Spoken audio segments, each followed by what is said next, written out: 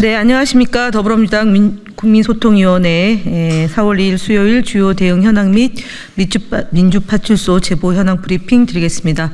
국민소통위원장 김현입니다. 국민소통위원장 전용기 의원님 참석하셨습니다. 허위조작정보단 김동화 의원님 오셨습니다. 4월 2일 9시 기준일로 638명이 방문했고 306건의 제보가 접수됐습니다.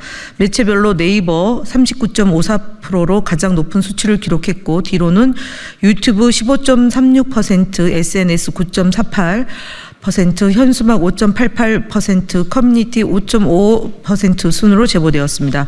국민소통위원회 주요 대응 현황을 말씀드리겠습니다.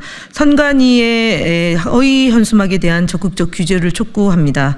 우리 소통위원회에서는 선관위에 국민의힘이 개첩한 산림헬기 예산 관련 허위 조작 현수막에 대해 철거 등의 조치를 요구했으나 후보자에 대한 사실이 아니고 당선되지 못하게 할 목적이 아니라는 이유로 철거가 어렵다는 답변을 받았습니다.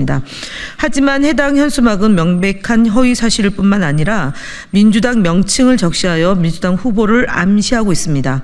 또한 국가적 재난을 민주당의 잘못인 것처럼 호도하여 오늘 실시되고 있는 4월 2일 보궐선거에 영향을 주고 있습니다. 이렇듯 규정에 명백하게 부합해 철거해야 하는 현수막에도 불구하고 선관위의 소극적인 대응으로 방치되고 있습니다. 각종 거짓 현수막을 게시해 진실을 호도하는 인사들이 책임이 가장 무겁지만 허위 현수막을 허용하는 선관위 역시 가짜 뉴스를 방임한다는 비판에서 자유스럽지 못할 것입니다.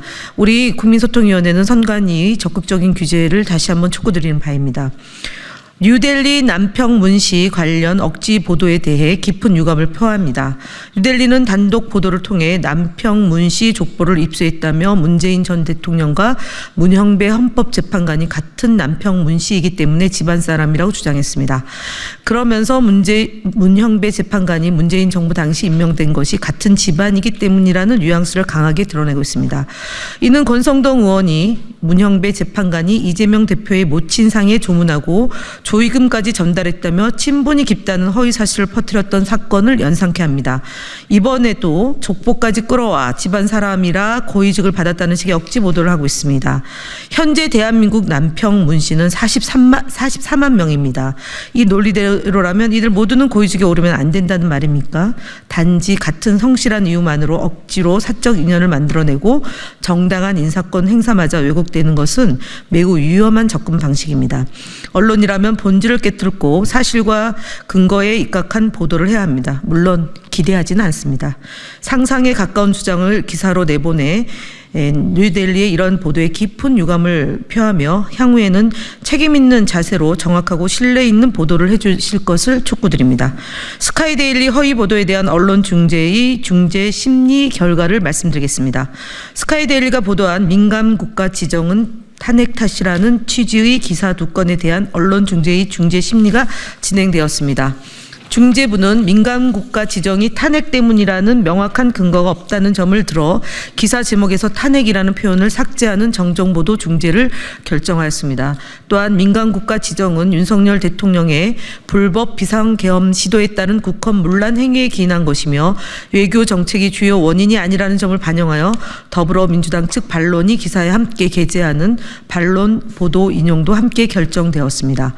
채널A 김진애 돌직구쇼 등 불공정 프로그램에 대한 방송 대응 보고입니다. 채널A 김진애 돌직구쇼 방송 중 한 패널이 민주당의 입법 활동이 해악이다라고 발언하였습니다. 이는 국회의 정당한 입법 활동을 폄훼하고 방송의 객관성과 공정성을 규정한 것을 위반한 것으로 판단되어 방송통신심의위원회에 신고 접수하였습니다. 또한 해당 프로그램은 보수진영 패널 4명, 민주진영 패널 2명으로 구성하여 패널 구성에 불균형 문제가 있으며 이로 인해 민주당 측의 정당한 발언권이 충분히 보장되지 못한 점 또한 지적됩니다. 이에 민주당은 해당 프로그램을 포함해 연합뉴스TV, 뉴스포커스 등 기타 방송 프로그램들에 대한 방심위 민원 신청을 하였다는 점 말씀드립니다. 전강훈 TV 폭동 선동 채널 구글 신고 등 유튜브 대응 관련입니다. 윤석열 대통령 탄핵과 관련하여 국민 저항권을 언급하며 폭동을 선동한 전강훈 TV, 신의 한수 등 유튜브 채널 5건에 대해 구글 측에 신고 조치하였습니다.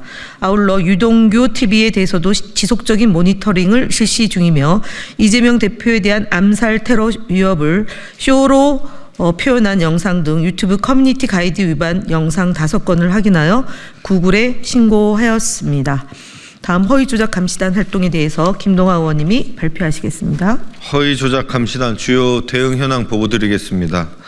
먼저 백혜련 의원 계란 테러 사건을 민주당의 자작극으로 왜곡하여 유포한 허위 게시글 73건을 정보통신망법 3 명예훼손 혐의로 고발합니다.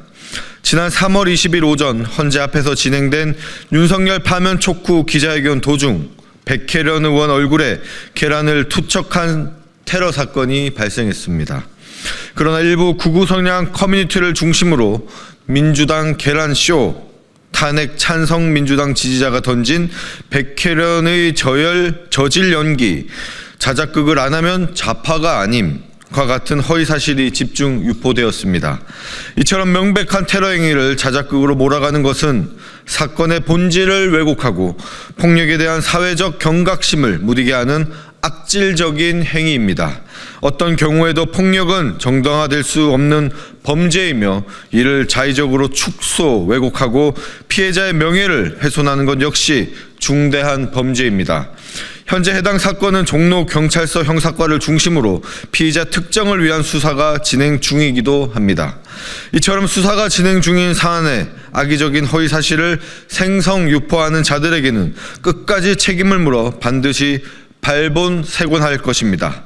다음으로 당대표 살해협박 게시글 작성자를 형법상 협박, 존속협박 혐의로 고발합니다. 해당 작성자는 나도 제명이 모가지에 칼 쑤시고 싶지만 무조건 참는다. 오늘도 잘 참고 대견해 라는 살해 협박글을 게시했다가 삭제하였습니다.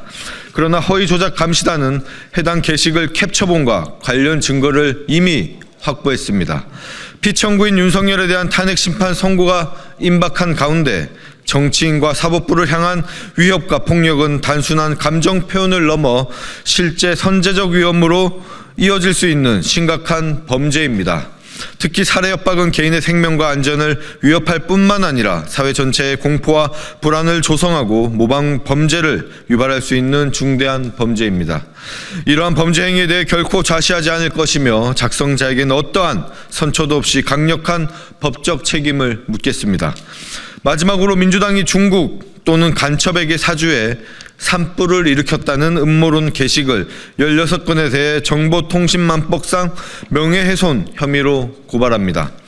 해당 주장은 대형 산불로 삶의 터전을 잃고 극심한 고통을 겪고 있는 이재민들과 유가족을 모욕하고 참사를 정치적으로 악용한 명백한 허위사실입니다. 실제로 피고발인들은 전라도를 제외하고 경남 지역에만 공산당 빨갱이들이 불을 지르고 있다. 민주당과 중국, 북한 고정간첩 좌파가 불을 지르고 다닌다는 등 극단적이고 허위적인 주장을 대대적으로 유포하였습니다. 이는 단순한 사실 왜곡을 넘어 국가 재난을 허위 조작 소재로 삼은 조직적 모독이자 범죄 행위입니다. 이 중 한 유포자는 자신이 작성한 댓글을 삭제한 후 저희 의원실에 선처를 요청하는 이메일을 보내기도 하였습니다. 또한 어제 X, 구 트위터에서는 한 이용자가 산불에 간첩이나 중국이 연관되면 데프콘 계엄, 미국 투입 가능이라는 얼토당토하는 주장을 게시했고 이에 대한 주한미군이 공식 계정으로 가짜뉴스를 퍼뜨리지 말라며 공개적으로 경고하는 일도 벌어졌습니다. 이제는 허위조작 정보가 헌정 질서를 훼손하는 수준을 넘어 국가의 품격과 국제적 신뢰까지 해치는 심각한 지경에 이르고 있습니다.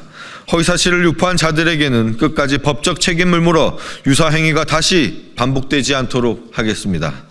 허위조작 감시단은 앞으로도 허위사실 유포와 살해 협박, 공권력에 대한 악의적인 왜곡 등 헌정 질서를 파괴하는 모든 범죄 행위에 대해 단호히 대처해 나가겠습니다. 네, 국민의힘 거짓말 시리즈 79번째 말씀드리겠습니다.